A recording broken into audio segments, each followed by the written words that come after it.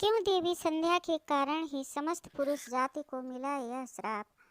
दोस्तों, एक समय की बात है, देवर्षि नारद नारायण नारायण बोलते हुए भगवान शिव के दर्शन करने के लिए कैलाश पर्वत पर जाते हैं।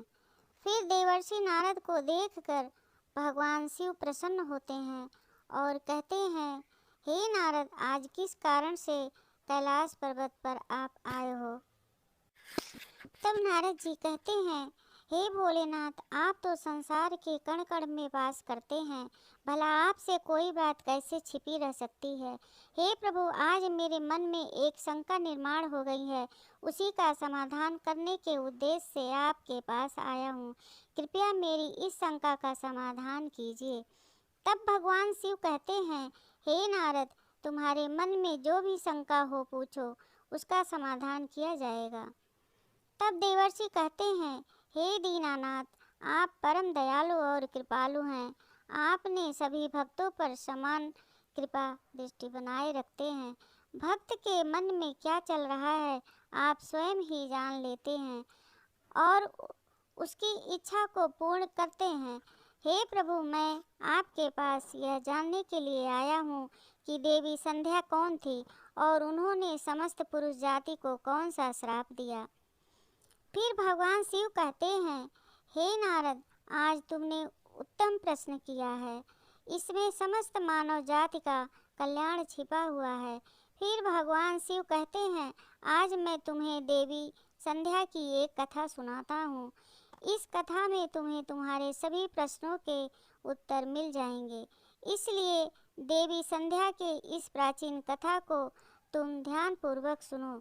तब देवर्षि कहते हैं, हे प्रभु, मैं इस कथा को ध्यान से पूरा अवश्य सुनूंगा और इसका प्रसार भी करूंगा। कृपा करें और आप मुझसे वह कथा कहिए। तब भगवान शिव देवर्षि नारद को उस महान कथा को सुनाना आरंभ करते हैं और कहते हैं, हे नारद, जब सृष्टि का आरंभ हो रहा था, तब सृष्टि के रचयिता ब्रह्मा जी कमल के आसन पर विराजित होकर भगवान का ध्यान कर रहे थे। उसी समय उनके मन में सृष्टि का निर्माण करने की इच्छा जागृत हुई। तब सबसे पहले उनके मन में विचार करने पर एक सुंदर कन्या का जन्म हुआ। वह कन्या अत्यंत सुंदर और मनमोहिनी थी। मन से उत्पन्न होने के कारण वह ब्रह्मा की मानस कन्या हुई।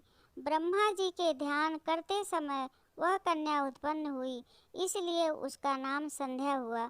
जब ब्रह्मा जी ने उस अत्यंत मनमोहिनी सुंदर स्त्री की ओर देखा तो कुछ क्षणों के लिए ब्रह्मा जी का मन विचलित हो गया। उसका सुंदर मनमोहन रूप देखकर ब्रह्मा जी मोहित हो गए और उनके मन में काम भाव जागृत हुआ। ब्रह्मा जी की ऐसी कुपित दृष्टि पड़ते ही उस देवी का तेज नष्ट हो गया, जिससे वह देवी संध्या बहुत दुखी हो गई और उस स्थान को छोड़कर चली गई। फिर भगवान शिव कहते हैं, हे नारद, ब्रह्मा जी के मन में किसी भी प्रकार का विकार उत्पन्न नहीं हो सकता, किंतु प्रभु की लीला तो देखिए। उन्होंने अपनी लीला दिखाने के लिए ब्रह्मा जी के मन में विकार डाल दिया। विकार के कारण ब्रह्मा जी के मन में कुछ क्षणों के लिए काम का भाव उत्पन्न हो गया। प्रभु की ऐसी लीला रचने के पीछे समस्त मानव जाति का कल्याण छिपा हुआ था। इसलिए अब तुम प्रभु की इस विचित्र लीला को ध्यान से सुनो। ब्रह्मा जी के ऐसे व्यवहार से देवी संध्या अत्यंत दुखी होकर चंद्रभाग पर्वत पर ध्यान करने के लिए चली गईं। वहां जाकर उनके मन में इस बात की चिंता सताने लगी कि मैं तपस्या किसकी करूं, किस भगवान की आराधना करूं। इसी विचार से वह पृथ्वी लोक पर एक सरोवर के पास चली गईं और वहीं पर खड़ी हो गईं। महर्षि वशिष्ठ फिर उसी जगह से गुजर रहे थे जहां उन्होंने देवी संध्या को सरोवर के पास अकेले खड़े देखा। वशिष्ठ ने उनके पास जाकर पूछा, भद्रे, तुम कौन हो, किसकी पुत्री हो, इस वन में क्यों घूम रही हो। देवी संध्या ने अपने उद्देश्य को बताया और कहा, मुनिवर, मैं इस पर्वत पर तपस्या करने आई हूँ। कृपया मुझे बताएं, मैं किसकी तपस्या करूँ? कौन मुझे इस दोष से मुक्त दिलाएगा? और तपस्या कैसे करनी चाहिए? फिर वशिष्ठ ने कहा, भगवान नारायण की तपस्या करो।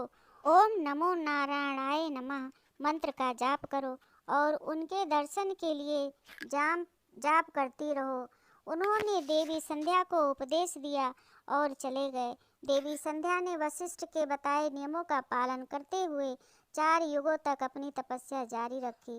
भगवान विष्णु ने उनकी तपस्या को प्रसन्नता से देखा और अपने मनोहर रूप में प्रकट हुए और देवी संध्या से कहने लगे, हे देवी उठ जाओ, मैं तुम्हारी भक्ति से अत्यंत प्रसन्न हूँ। भगवान विष्णु की मनोहर छवि देखकर देवी संध्या शीघ्रता से खड़ी हो गई। भगवान का वह रूप सैकड़ों सूर्य के समान तेजवान दिखाई पड़ रहा था। भगवान के ऐसे रूप को देखकर देवी संध्या स्तब्ध हो गई और उसे समझ में नहीं आ रहा था कि वह क्या करें और क्या ना करें। उसके मन में भगवान की स्तुति करने की अभिलाषा हुई, किंतु वह भगवान के उस रूप को देखकर कुछ भी बोल नहीं पा रही थी। फिर भगवान विष्णु ने देवी संध्या की मनोदशा को जान लिए और उसे दिव्य ज्ञान, दिव्य दृष्टि तथा दिव्य वाणी प्रदान की। फिर देवी संध्या बड़े उत्साह से भगवान विष्णु की स्तुति करने लगी। उसके एक एक वाक्य में उसकी भक्ति और समर्पण दिखाई पड़ रहा था। तपस्या के कारण संध्या का शरीर अत्यंत क्षीण और कमजोर हो गया था। तब भगवान ने अपनी अमृतम दृष्टि डालकर उसके शरीर को हष्ट-पुष्ट बना दिया और मधुर वचन से उसके कहने लगे, हे भद्रे, तुम्हारी तपस्या से मैं अत्यंत प्रसन्न हूँ। तुम अपनी इच्छा के अनुसार वर मांग लो। फिर देवी संध्या ने कहा, हे प्रभु, यदि आप मुझ पर प्रसन्न हैं तो मुझे वरदान देकर अनुग्रहित करें। मैं पहला वर यह मांगती हूँ कि संसार में जितने भी प्राणी हैं, पैदा होते ही उनके मन में काम का विकार उत्पन्न न हो। दूसरा वर मैं यह मांगती हूँ कि मेरा पतिव्रता धर्म कभी खंडित न हो। और तीसरा वरदान मुझे यह दीजिए कि अपने पति के अलावा किसी अन्य पुरुष के प्रति मेरे मन में आसक्ति न हो। जो भी पुरुष मेरी ओर काम भाव से देखे वह पुरुष नपुंसक हो जाए। फिर भगवान विष्णु ने वरदान देते हुए कहा, हे कल्याणी, आज तुमने संसार के कल्याण के लिए उत्तम वर मांगा है, इसलिए आज से ही पैदा होने के बाद किसी भी प्राणी में काम वासना का भाव नहीं होगा। मनुष्य की शरीर की 4 अवस्थाएं होंगी, बाल्य, कौमार्य, यौवन और जरा। मनुष्य को कौमार्य अवस्था के अंत में ही काम भाव का उदय होगा। तुम्हारी इस तपस्या से आज मैं यह मर्यादा स्थित कर दी है कि संसार में कोई भी प्राणी पैदा होते ही काम वासना से युक्त नहीं होगा। तुम्हारे सतीत्व की प्रशंसा तीनों लोकों में होगी और तुम्हारे पति के अलावा जो भी पुरुष तुम्हें काम की दृष्टि से देखेगा वह तुरंत ही नपुंसक हो जाएगा। तुम्हारे पति बड़े भाग्यवान, तपस्वी, सुंदर तथा तुम्हारे साथ 7 कल्पों तक जीवित रहने वाले होंगे।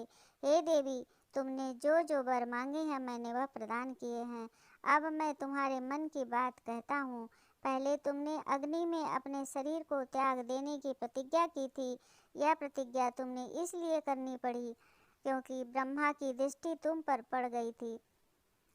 निर्दोष होने पर भी तुम अपने इस शरीर को त्यागना चाहती थी। यहाँ से पास ही चंद्रभागा नदी के तट पर महर्षि मेधा एक यज्ञ कर रहे हैं जो 12 वर्षों में पूरा होगा। आपको भी उस यज्ञ में अपनी प्रतिज्ञा पूरी करने के लिए अपने शरीर का त्याग करना होगा। ध्यान दें कि आपको मुनियों की दृष्टि से बचाना होगा। भगवान विष्णु की कृपा से आप अग्नि की पुत्री बन जाएंगी और फिर आपको अपना पति चुनना होगा। भगवान ने देवी संध्या के शरीर को आटे से बना दिया और यह सब इसलिए किया क्योंकि यज्ञ संसार के कल्याण के लिए था। देवी ने महर्षि वशिष्ठ को अपना पति मान लिया और यज्ञ में अपने शरीर को त्याग दिया। फिर सूर्य देव ने उसके शरीर को दो भाग किया और उन्हें देवताओं और पितरों के लिए समर्पित किया। उसके शरीर का ऊपरी भाग प्रातः काल हुआ और शेष भाग संध्या काल हुआ। देवी संध्या के कारण ही सुबह सूर्योदय के समय को प्रातः संध्या कहा जाता है और सूर्यास्त के समय को संध्या कहा जाता है। इस प्रकार से देवी संध्या जो त्याग की मूर्ति थी, उन्होंने अग्नि में प्रवेश करके अपने जीवन को समाप्त कर दिया। भगवान विष्णु के वरदान से देवी संध्या दूसरे जन्म में अरुंधति के रूप में प्रकट हुई और ब्रह्मा वशिष्ठ जी की पत्नी बनी। भगवान शिव ने कहा, हे नारद, इस प्रकार से देवी संध्या के कारण ही संसार में जन्म लेने वाला प्रत्येक प्राणी काम के भाव से रहित होता है। उसके अंदर किसी भी प्रकार की काम वासना नहीं होती और जब वह कौमार्य को प्राप्त हो जाता है तभी उसमें काम वासना उत्पन्न होती है। फिर देवर्षि ने कहा, हे प्रभु, आपने देवी संध्या के चरित्र को सुनाकर मुझ पर बड़ा उपकार किया है। देवी संध्या की कथा सुनकर मैं धन्य हुआ। आपका कोटि कोटि धन्यवाद। अब मैं इस कथा का 3 लोकों में प्रचार करूँगा। दोस्तों यह कथा कैसी लगी कमेंट करके ज़रूर बताएं। और हमारे चैनल शोभना मिश्रा पर अगर आप नए हैं तो चैनल को सब्सक्राइब कर लें। वीडियो को लाइक एवं शेयर ज़रूर करें और कमेंट बॉक्स में हर हर महादेव ज़रूर लिखें। धन्यवाद।